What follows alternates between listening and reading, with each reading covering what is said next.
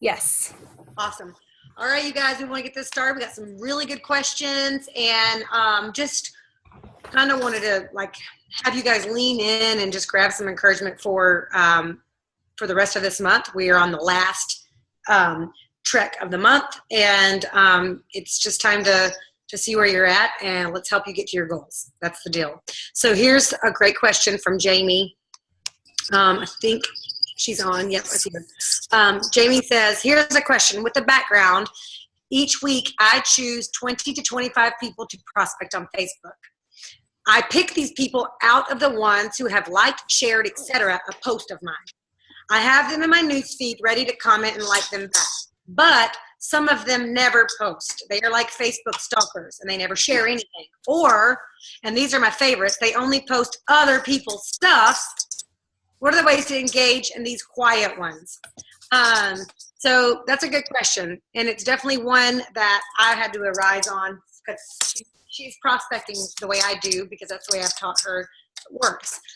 But on those people, Jamie, I will stalk their profile pictures. And I will like that one, the next one, and the next one. That made me, that told that person Christy was on my page. So that whenever they get that spam from me, or whenever they get that message from me, it isn't spam. It's more like, oh, she is kind of like engaging. You know what I'm saying?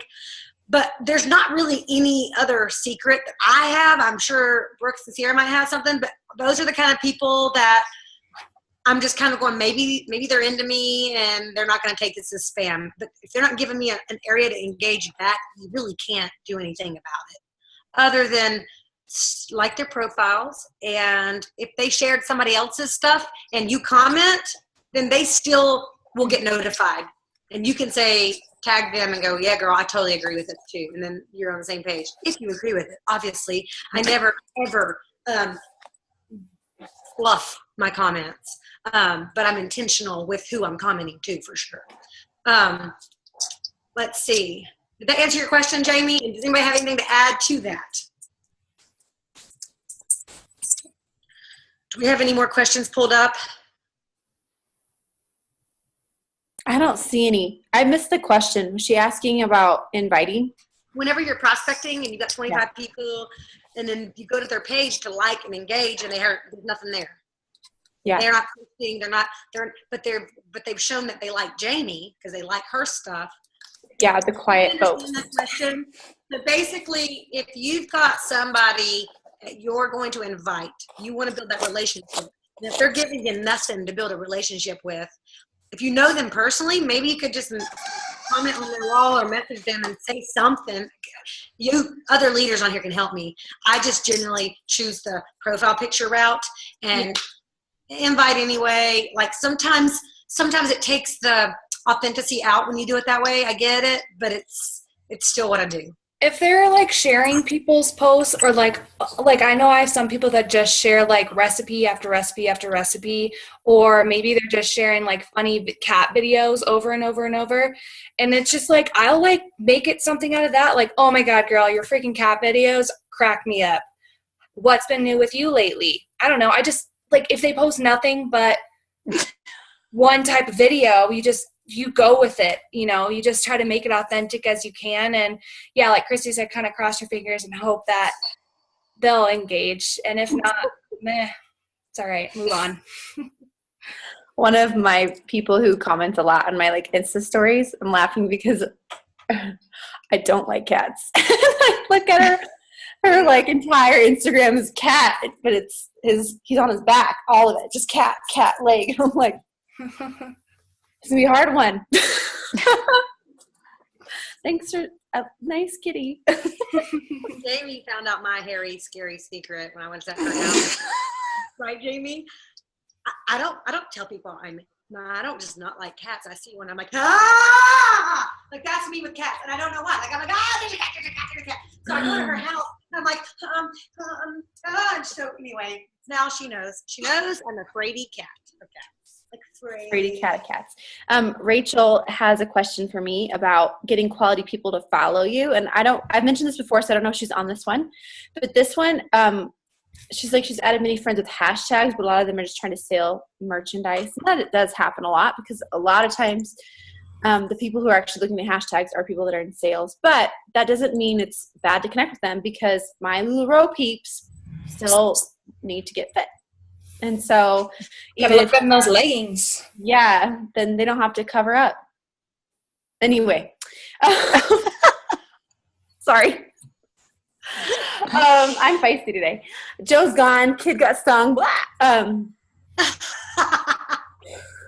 No, but like I can't even finish my sentence. But yeah, like people that I love connecting with people. I love connecting with oils people. I love connecting with other entrepreneurs, because it's kind of almost like, I get you, girl. You're doing the same thing as me, and it's almost easy to connect with those people. But I know there are some really spammy people out there too. But again, with the hashtags, just a reminder, if you haven't heard this yet, I don't use a lot of fitness hashtags. I use a lot of hashtags about me, things that I like, things that I'm attracted to, and just fun things. So like my hair is balayage. Keep the hashtags on Instagram, guys. We don't. Oh yeah, not on Facebook. Please don't do it on Facebook. And I do it below my posts. Like I do a comment. So some of my hashtags are cellulite. I need to fix that one, because it needs to be more something about cellulite, because cellulite's probably pretty popular. Mom of 3, boy mom, mother of dragons. I like Game of Thrones, and I have 3 boys, and they're dragons, and there you go. Fueled by plants, crazy hair, don't care. And I honestly change out, because I'm just reading one of them. I change them out a lot, like just sometimes with the posts. But I had some good ones the other day. I don't remember which post it was, but they were just balayage. That's my hair. It's my hairstyle I have going on right now. Just things that you love. I love pizza. I don't know. I wouldn't do I love pizza, but something about pizza. I'm not creative right now. Ask someone else who's in a creative space. But think about things that you love, things that you know are about you. Sometimes I hashtag authors or musicians or bands that I like. Because I love music. Music is my heart and soul. It's just so good. And so sometimes I do stuff like that. So a lot of times I do get moms who follow me through that, but I'm guessing it's through hashtags or it's through someone they know. I don't always have the time right now to figure out where they're following me from. So I couldn't tell you like, oh, that came from this, but for the most part, keep them fun. One thing that I found that was super helpful was, looking for hashtags in my area and like looking and liking on moms or like other women in my area. So like I go to a gym. I have a gym membership, but I'm really embarrassed to say that I don't ever work out there. I just use it for the daycare. So I'm there. And so I'll literally take a selfie of myself at the gym and hashtag where I'm at, which is the gym. And then I will look through every single person that has hashtagged the gym that I go to, and they're great because I already know they like fitness, and I don't care if they like to go to the gym. I think that they could still use home fitness or Shakeology or be a coach. So I mean, I think if you are looking for quality people to follow you, like people in your area, like museums, like Colorado's, like I live in Colorado Springs, so I look for Colorado Springs museums, different people in my area too has been really helpful for me too. Yeah, Red Rocks gets me a lot of people it's the friends, and then also people are like, can I feature your photo kind of people. I'm like, oh, okay. Great idea. That's excellent. A piece of advice for you guys that are starting out. I feel like it's important for us on these calls to repeat ourselves, but you are beginning. So when you look at Sarah Brooks leading this fitness thing on Red Rocks, or you see me leading a Fit Friday club, or you see the things that we're doing, or you see that Sierra is an eating psychologist, and you're like, I can't even touch that stuff. I can't even compare to that. What you can do is you can fall into the comparison trap, and it will steal any forward movement. I just want to encourage you guys to, if you have a dream or something that you want to do and you want to fulfill, do it. Like I've watched, Latrice, she just hopped on, so it gave me I watched her get size certified, and she found a way to get a class, and she needs to get back in it. But we'll talk about that later. But she's laughing. I saw her. that took guts. That took bravery. That took her never teaching, not knowing how to cue, to go. And so I just want to encourage you that, like, don't not do something because you think I can't do it. Just please promise me that, like, you just own that mentality of I can and I will. And let that be what drives you forward. A matter of fact, totally didn't even mean for that to happen. But that's my attitude. I hashtag bought the t-shirt. Because, and matter of fact, I'll be sharing my story live again. I do it once a year. And maybe sometimes twice, but I need to share it again because I feel like people see me now and they don't see the 90-pound Christy, 90-pound heavier Christy that was on depression medication, and that was literally at a place where I couldn't have helped anybody. That wasn't where I was at in that season. I was helping myself. That is the only place I needed to be in that season of my life. And when I got well and healed, I was ready to help other people, but I'm still helping myself in the process. Does that make sense? Like, I'm still doing those personal development tools. So I just want to encourage you guys to not be defeated or discouraged, be inspired by people, be motivated by these leaders you see. But, oh, for the love of God, you cannot look at anyone else's life and compare it. It's not fair. Not in someone's marriage, not in someone's fitness level, not in someone's business level, not where their children are excelling and yours maybe are struggling and great. You can't do that. It's not fair. It's not fair. So I wanted to give that to you guys. This is on my heart. Yeah. Oh, go ahead. I was just going to say quote about comparison before we move off that. It was, this comparison dishonors the gift of vulnerability. And whether you're being vulnerable yourself or someone's being vulnerable with you, like, that comparison is going to put a blockade between that. And so I have a little bit of homework for you guys. Jump on Freedom Fitness Team Rejoice sneak peek into coaching and watch Jamie's live video. It's so good. Oh yeah, girl, don't you dare. Don't you even. I love her story. I can't even talk about Jamie. I don't even know where she came from. Well, she came from being self-reflective. It's in her story. She talked about where she was on Facebook and what she was doing, and she was doing the scroll and her life. She talked about comparing. Just watch it. I'm not going to talk about it. Watch it. Because that is the attitude we have to have as coaches, is be reflective and realize, what are we putting out there? What are we allowing ourselves to see? How are we growing personally? How can we do better? Because it's a constant move forward. It's a constant one step in front of the other. You're going to fail, so fail forward. And I think Jamie's story is just so beautiful in that, especially with social media. That's what she talks about.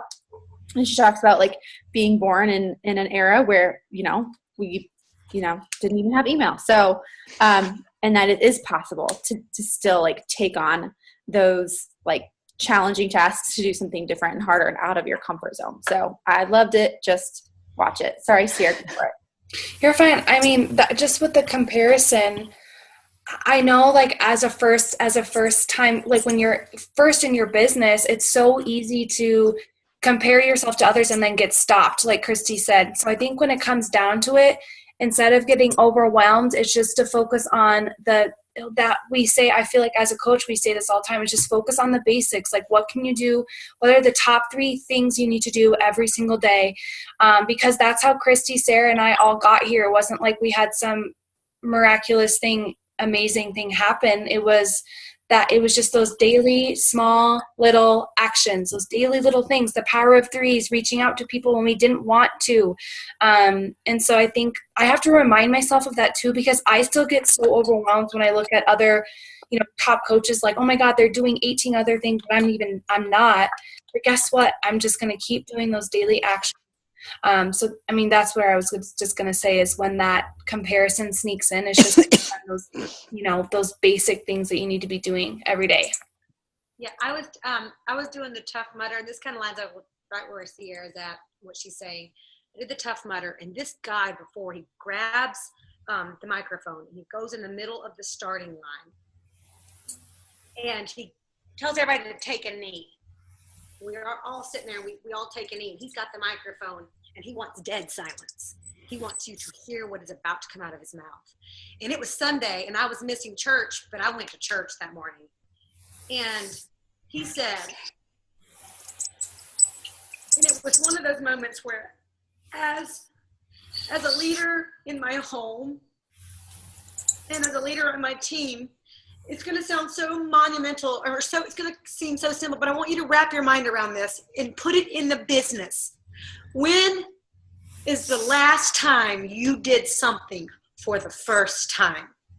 And I thought about all my team that's afraid to go live, all my team that's afraid to start, all my team that's afraid to go all in and say, I believe in myself. What if the day you decided to believe in yourself was when you did something for the first time? I'm done believing in my team. I believe in you. There. Do you believe in you? I'm not done believing in you. What I'm saying is I'm done being your belief system. When is the last time you did something for the first time? And I mean, chills ran all over my body. I've done a Spartan race, but I've never done a Tough Mudder. And I was like, I want to do something for the first time every week. And that's what I love about Beachbody is I'm not forcing things. I'm just doing something for the first time. I'm throwing it, see if it sticks over here, throwing it over. That's what Sierra's doing. That's what Brooks is doing. That's what Jamie Emery's doing. That's what I see a lot of you on here doing. I'm just saying, like, ask yourself that and do something about it for the first time this week. And I get emotional because I want my children so badly to watch me live bravely and courageously. And I want them to do that. I want this life for them as well. And I want this life for you guys, my team. But like I said, you got to have your own belief system. One of the best words I can hear my son say is, I believe in myself. I love when he says that. I have told him that over and over again. Nathan, you got to believe in yourself, son. Get out there. You got to do this. And he said it this weekend. I believe he got to go in as a quarterback, and he said, Mom, I believe in myself. And I was like, that's my job is done. That's all I wanted you to do, buddy, because he's not the best. Matter of fact, he's not even good at sports. That's a sweet little heart, but he's not. But Upward Sports let everyone have a chance to play. He got to be quarterback. He gets to play the exact same amount of time as everybody else. So he doesn't know that he's not good and on the sidelines because they don't allow that to happen in that Christian organization of Upward Sports. So I'm just wanting you to believe in yourself, guys. It's that, Sierra, Brooks, is that not half the battle? I believe in myself in this business. Do you guys believe in yourselves in this business? Mm-hmm. Oh, honest to God, that's half the battle. That's half the battle. Can I add value to someone's life? The answer is yes, but you have to believe that. That's it. That's all I'm telling. Get it, girl.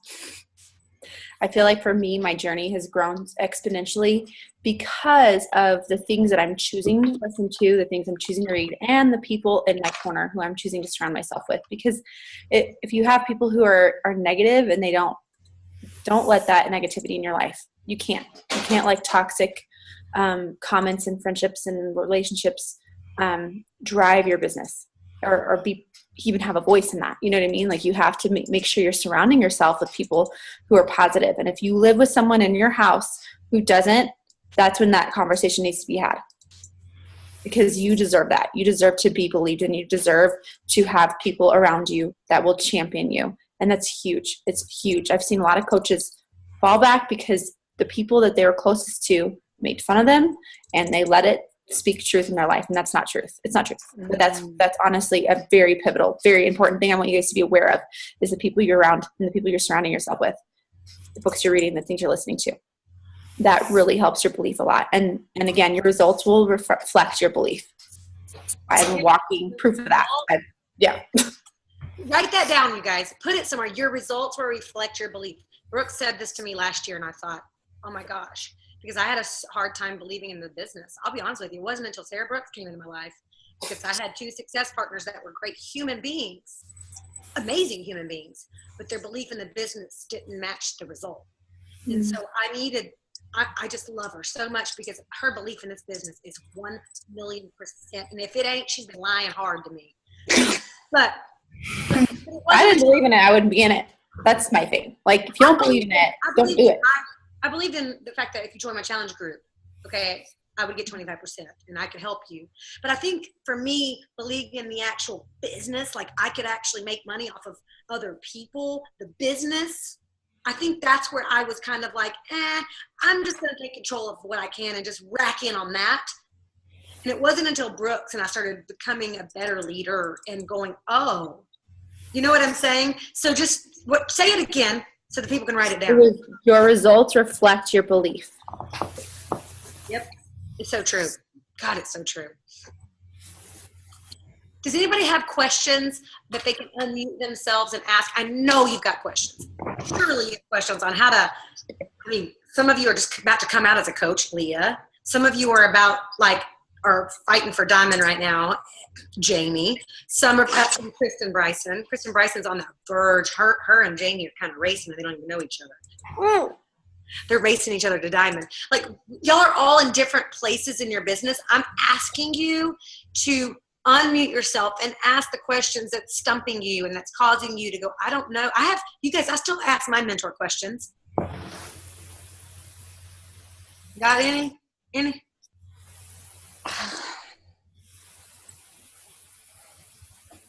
No. You guys don't have any questions. I do. I'll ask a question. Okay, go. My question is, because I've had several people go through this the sneak peek, but I don't know if they're actually taking it seriously. How do you, I guess, engage with them while they're going through it? I feel like I'm overwhelming people. You know what I'm saying? By tagging them and then asking them, at the end of the day, so what'd you think? You get what I'm saying? Does that make sense? Who are you inviting? Who's in the sneak peek? Tell me more about them. The people that are in this time are people who they're on their own journey. None of them are doing Beachbody. They're not challengers of mine. One of them, when I first became a coach, they were really interested in it, and I wasn't ready to, I don't know, I was blocking myself. So I reached back out to her, and so she wanted to be in it. Another girl I used to coach in basketball, and she's so inspiring, sharing her journey. So that's why I invited her. And then the other girl I feel needs an outlet, and she kind of came to me. And so that's why she's in it. Is that Dowdy? This go around. Yeah. Huh? Is that Dowdy? Yes, Dowdy's the one that came to me. Yes. And I told her, I said, look, even I want to help her personally. But anyway, she wanted to be in it. Okay. So I put her. So anyways. Yeah. The people for me that are not connected with Sneak Peek are the people that I'm not very connected with before Sneak Peek. Okay. Who are connected Say to that Sneak Peek again. the people who are most connected in the Sneak Peek are the ones who I'm most connected to before the Sneak Peek. That is my experience. I don't know, but the people who are excited about it, commenting, liking everything, watching everything are people that I've either had a conversation with about it or they just get it. They're my challengers. They're ready and they're just ready to do it. And so the people that are interested, I don't think they are engaged as much. I don't know why that is. But that's just my own personal experience. And so some people don't like the kind of sneak peek setting. And so that might be have them watch the first one on Monday and then you answer all those questions that we go live on. You talk about, okay, I want to chat. Did you watch this? Let's just chat, you and me, grab some coffee and I'll answer the questions because some people don't like that. Some people don't connect to it. And so if you're not feeling them connect, then just see, hey, what's up? I see you're not on here. Are you busy this week? What's going on? Figure out why. And then, okay. I mean, really, honestly, my coaches that are thriving, the coaches that are engaged are the ones that I'm right there with. That's okay. I got to take care of 2-year-old. Anybody else? What about you? How do you keep people engaged on the sneak peeks? I would want to say it's kind of with Sarah, and it's prepping before the sneak peek. So, just to be super honest, I have 2 people in the sneak peek, but it was a quick invite. I was like, oh, I think they're going to be interested. I'm just going to quick invite them, sent them the scripted message, and they are in. But it's really a lot of personal things. But I know that you said that you don't want to seem overwhelming. So I think beforehand, before any kind of sneak peek, I would ask hey, why do you want to, what do you see for yourself out of coaching? This is one of my favorite questions to ask, in any sense. You could use it in health, for a challenger, for a coach. If you could just wave your magic wand and get whatever you want, no restrictions, no self-doubt, nothing. If you could just wave a magic wand, get whatever you want as a coach, and if you were going to take this on, what would that look like for you? And then let them just spew it. And I think when you get them connected to that in the beginning, before the sneak peek, and they're like, okay, this is serious. I'm taking a serious look at if this is something that I want to do or not. Or that could be a question you ask them afterwards too. Like, okay, great. If you could just wave your magic wand and get whatever you want out of this business, like what would that look like? And what questions did you have? Like what resonated with you the most? Yeah. And let me just say that your result matches your belief. The result matches your belief. And I've got to go back to that. I mean, I have to go back to that like right now because I feel like part of my belief in business wasn't as high as it is now because I would allow the crickets, free groups that were crickets, the week where not one of the 25 would respond back, or the coaching sneak peek where nobody seemed to engage. I would allow all of those, I wouldn't say failures. Setbacks? No, hold on. Rejection. That's the yeah. because rejection is something that the enemy likes to use for me because of my story, my childhood, or whatever. So rejection is something I had to face head on in this business. And so now I look at this as a legit business. And I can't leave those out no matter how rejected I was in August. I can't leave those ingredients out in September because every time I had a month where, here's the crazy part, when you do all the things, those success club points, those 6 that get you success club will happen without fail. It's when you leave them out, when you allow the rejection and the discouragement, because this is a business. If you're going to treat it like a business, you've got to grow thick skin right off the bat. That took me a while. I had to read the book, The Root of the Rejection by Joyce Meyer. So don't think this business has been easy for me. I realized that rejection was bothering me, and instead of running away from the business, I leaned into rejection and said, I want to fix this once and for all. I don't want to deal with this anymore. Now, I'm sure there's people that don't like me. I don't even know if there are anymore. Like, I don't even know. But before this business, they were the only people I would focus on. The whole world loved me and my personality, and I couldn't even focus but on that one person, and I wanted to change their mind so bad about me. And now I mean, I'm not saying I still don't deal with it, but I'm just letting you know, if it weren't for Beachbody and the personal development aspect, so you see what I mean? I adopted every single vital behavior and became a success story in my own life. So there's nothing fancy that I did, I promise. I just do the system, and I will let you know that there will be crickets some months, and that's just the way it is. But those same people that are in the sneak peek, it's kind of like with the inviting, not now. And when they're ready to do something, when they're sick and tired of not having any purpose, like Leah, besides being a mom, they join. Didn't she go in a sneak peek, or didn't She was in the very first one. So just remember that, like. Yeah. And Leah's going, okay, all right, I'm in. Yeah. So Thank goodness. thank God, we needed that. I'm equally thankful. I was just thinking about, there's so many things you just said that were yes. One thing was, there's going to be a lot of things, pain points that you're going to feel. It's inevitable. It's inevitable in life. So just, again, to lean into it. And I love that. I think rejection is a huge one for a lot of us.